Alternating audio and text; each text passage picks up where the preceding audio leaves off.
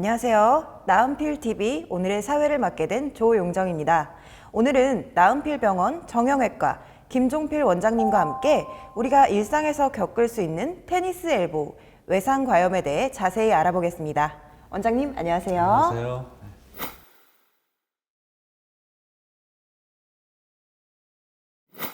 외상과염이라고도 불리는 테니스 엘보, 정확히 어떤 질병인가요? 네, 테니스 엘보라고 하는 것은 이 손을 펴는 근육이 팔꿈치 바깥쪽에 붙어 있는데 이 부위에 과도하게 반복적인 힘이 걸리면은 여기 힘줄의 미세한 팔과 이로 인해서 발생하는 통증성 질환을 우리가 테니스 엘보라고 합니다. 예전에는 주부를 비롯해서 식당이나 산업장에서 팔을 많이 쓰는 근로자들한테 많이 발생했다면 근래에는 컴퓨터 작업을 많이 하거나 스마트폰을 많이 쓰는 20대, 30대 연령층에서도 많이 발생하고 있습니다. 그렇군요. 그렇다면 테니스 엘보가 발생하게 되면 어떤 증상이 발생하게 되나요? 초기에는 팔꿈치를 많이 쓰고 난 후 팔꿈치 바깥쪽에 약간의 열감과 통증이 발생하는데 이게 이제 만성적으로 진행하게 되면은 가만히 있어도 이게 기분 나쁜 통증과 이 압통이 발생하고 심지어는 머리 빗기라든지 수저질 등이 할 수 없을 정도로 통증이 심해집니다. 네, 말씀만 들어도 정말 많이 불편한 것 같은데요. 테니스 엘보가 손상됐을 때는 병원에서 어떤 검사를 하게 되나요? 진단은 임상적 증상이 중요하고요. 엑스레이, 초음파, MRI 검사로 할 수가 있습니다. 염증이 심해 석회가 낀 경우에는 엑스레이에서도 관찰되기는 하나 대부분은 초음파와 MRI로 진단하게 됩니다. 특히 MRI는 이 힘줄의 손상 정도를 파악을 해서 단계에 따라 치료를 계획을 세울 수가 있습니다. 테니스 엘보는 힘줄의 파열뿐만 아니라 팔꿈치 내부에 활막이 비우된 것처럼 주변 조직의 병변이 동반되어 발생할 수도 있기 때문에 이러한 병변을 파악하는 데 MRI가 매우 유용한 검사라고 할 수가 있겠습니다.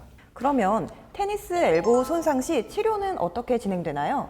다른 여타 손상과 마찬가지로 초기 치료가 매우 중요합니다. 즉 초기라도 적극적으로 스트레칭, 보조기, 물리치료를 비롯한 약물치료 등으로 손상 조직을 잘 치료해야 합니다. 만약 이러한 치료에도 효과가 없다면 스테로이드, 프롤로, DNA, PRP 등의 주사 치료를 하게 됩니다.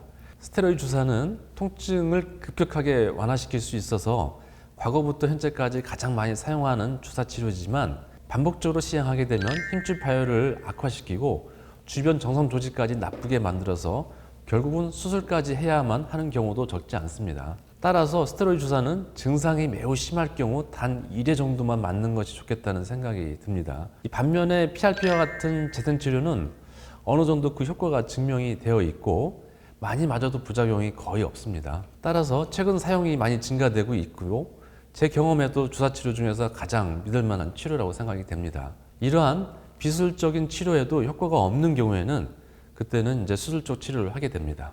그렇군요. 그렇다면 만약 수술을 하게 된다면 어떤 식으로 진행이 되나요? 염증이나 석회 같은 것은 단순히 제거를 목표로 하는데요.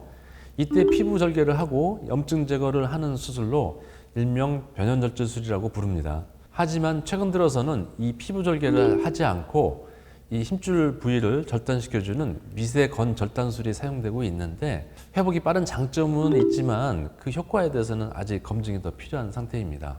이에 반해서 관절경주 치료는 거의 90% 이상 회복을 시킬 수 있고 회복 또한 굉장히 빠른 편이라서 최근에 많이 사용되고 있습니다. 수술을 해도 잘 낫지 않는 경우가 있는데 이는 팔꿈치 외측 인대가 손상되어 나타나는 팔꿈치 불안정을 간과했기 때문입니다. 이때는 반드시 인대봉합술이나 재건술을 시행하여야 보다 완벽한 치료를 할 수가 있습니다. 이때 관절경을 사용하면 인대 복원이 가능하고 상처가 거의 없어서 회복이 아주 빠른 장점이 있습니다. 수술한 다음에도 관리가 중요할 것 같은데 수술 후 치료는 어떻게 진행되나요? 좋은 질문입니다. 수술 후 2주간 부목으로 고정하고 이후에는 팔꿈치 운동 각도를 점진적으로 조절할 수 있는 보조기를 사용하고 물리치료와 재활치료를 하여 봉합한 인대가 잘 치유되도록 해야 합니다. 8 내지 10주면 일상생활 및 작업으로 복귀가 가능할 수가 있습니다. 아무래도 수술까지 가지 않는 게 가장 좋을 텐데요. 평소에 테니스 엘보를 예방할 수 있는 좋은 운동 방법이 있을까요?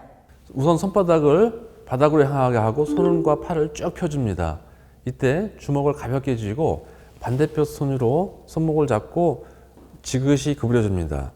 이렇게 15초간 유지하시고 5초간 쉬고 다시 이렇게 시작을 하는데 이렇게 10번을 시행을 해주면 좋습니다. 반대로 손바닥을 하늘을 향해서 쭉 펴고 상태에서 반대쪽 손으로 손바닥을 뒤쪽으로 구부려주게 됩니다. 이것도 역시 15초간 10번 해주면 좋습니다. 네, 그럼 원장님 마지막으로 테니스 엘보 증상을 느끼고 계신 분들께 한마디 부탁드리겠습니다. 테니스 엘보는 부딪히거나 꺾이는 등의 외상보다는 반복적인 업무나 잘못된 습관 등으로 만성적으로 나타나는 것이 주요 원인입니다. 따라서 반복적인 업무를 하더라도 15분에 한 번 정도는 쉬거나 스트레칭을 꼭 하는 것이 좋으며 골프나 테니스처럼 특히 팔꿈치 근육에 무리를 주는 그러한 운동들은 충분히 회복할 때까지 기다린 다음에 하는 것이 좋겠습니다. 만약 아까 말한 증상이나 통증이 있다면 곧바로 정형외과에 와서 검사를 받아보시길 권합니다. 신체 관절 중 아주 중요한 역할을 하는 팔꿈치 통증, 절대 방치하지 말고 검사하셔서 통증 없는 편한 일상을 영위하시기 바랍니다. 오늘은 나은필병원 김종필 원장님과 함께 테니스 엘보의 증상, 원인, 치료법 등에 대해 얘기 나눠봤는데요. 오늘 말씀 감사합니다. 감사합니다.